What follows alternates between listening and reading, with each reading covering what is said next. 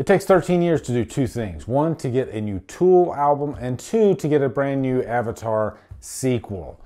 We're gonna review the latter. Let's go.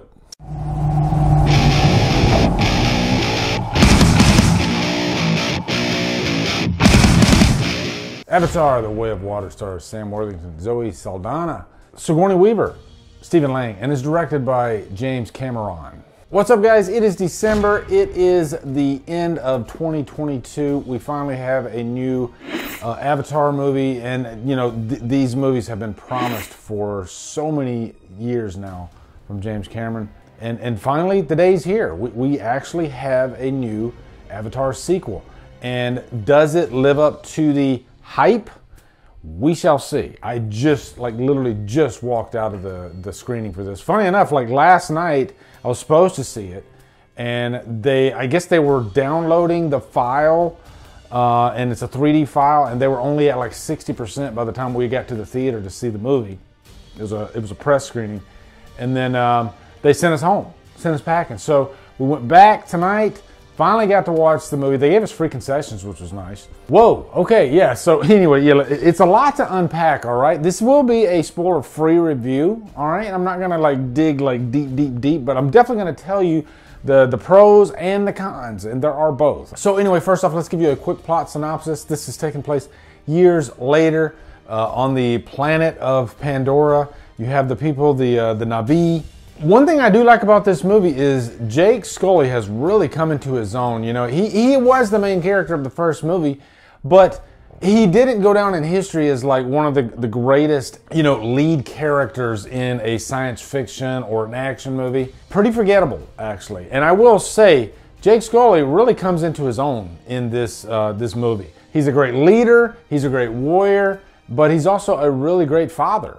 And this is more of a family movie, whereas the first movie was kind of a love story. But yeah, this is a family movie, and they're having to vacate the forest. There's a big action scene in the first part of the movie, and they end up in this aquatic area of the people of the Tuku. So the Na'vi comes to the Tuku. They are outsiders, and so they are having to learn to adjust, to cohabitate. Is that the right word?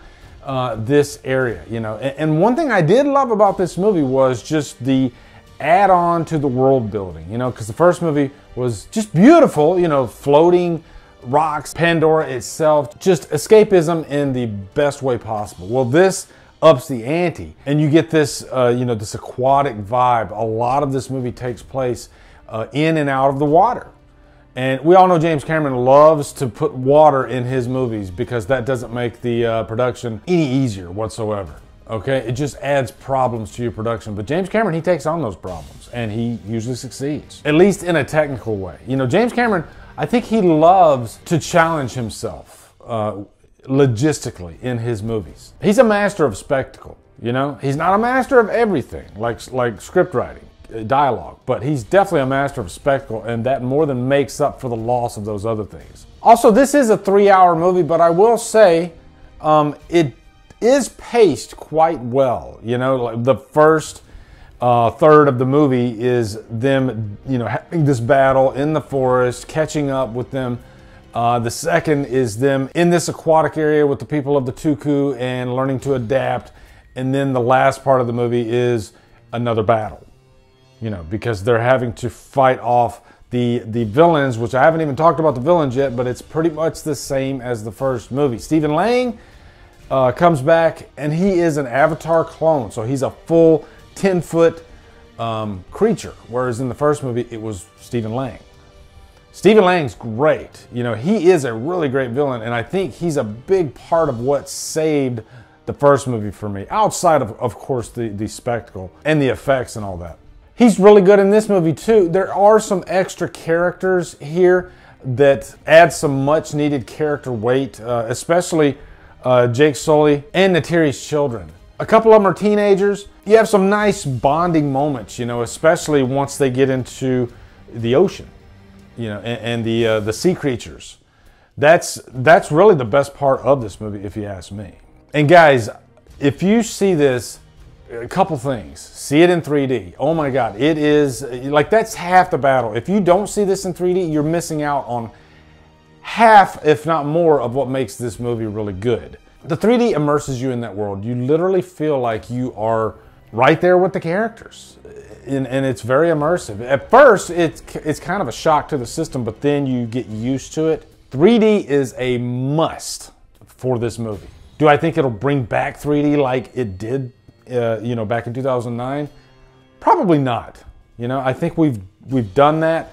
But anytime a new Avatar movie comes back, we need to do 3D. Okay, you got to see it in 3D. I don't think this is gonna bring back 3D TVs like it did before. Even though I still have a 3D TV, I'll never sell it because I have a collection. It's nice, including Avatar. But yeah. Can't foot stomping enough. The 3D is jaw-dropping. Also, get you a good nap before you go see this movie, because like I said, it's 3 hours and 10 minutes. It's paced, but it still feels long.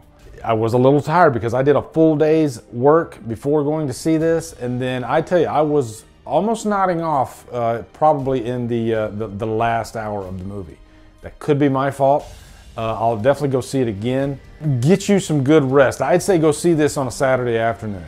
Take a really, really, really good piss before this movie starts and possibly go in the middle of the movie again, all right? Because wow, did I have to pee at the end of this movie.